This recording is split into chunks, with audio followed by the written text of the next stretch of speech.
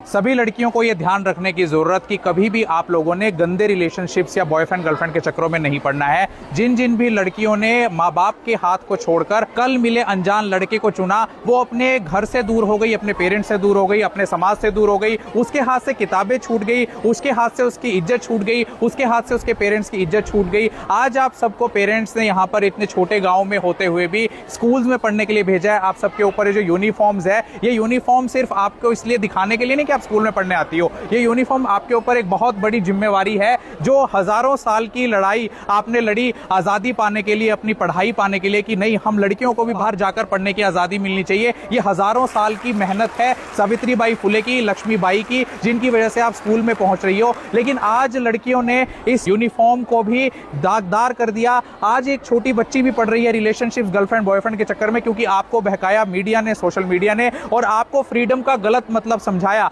आजाद होना या फ्रीडम होना या 18 की होना किसी के लड़के के चक्कर में पड़ना नहीं है, बल्कि अपने पैरों पर खड़े होना, एक नया सपना देखना है। 18 की होने का मतलब सिर्फ अपने हकों को लेकर और सड़कों पर शराब पीकर नंगे घूमना नहीं है। 18 की होने का मतलब है कि अपने पैरों पर खड़े होकर इंजीनियर बनना, डॉक्टर बनना, आईएएस बनना, जज बनना और अपने परिवार, देश, समाज का नाम रोशन करना। 18 की होने का मतलब यह नहीं है कि आप अश्लील इंस्टाग्राम की रील्स बनाती घूमो, जिसे देखकर सभी लड़के आपके मजे लेते घूमे। याद रखना कि आप लोगों के मजे लेना सब चाहते हैं, लेकिन आपकी जिम्मेवारी उठाना कोई नहीं चाहता। कल मिला वो अनजान लड़का जिसके लिए आप पागल हो जाती हो, अपने माँ बाप को छोड़ देती हो, क्या वो अपने माँ बाप से ज्यादा प्यार कर सकता है? क्या वो आपकी जिम्मेवारी पूरी लाइफ के लिए उठा सकता है? असली प्यार तो आपके माँ बाप का है, जो आपका साथ नहीं छोड़ते पैदा होने से लेकर मरते दम तक। असली प्यार तो आपके भाई का है, जो आपका हाथ नहीं छोड़ता और कोई आंख आपको देख रही हो तो उसे नोचने की हिम्मत रखता है। असली प्यार तो आपके पति का है, जो 7 जन्म आपके साथ रहने की कसमें खाता है। लेकिन आज हमारे देश की लड़कियों ने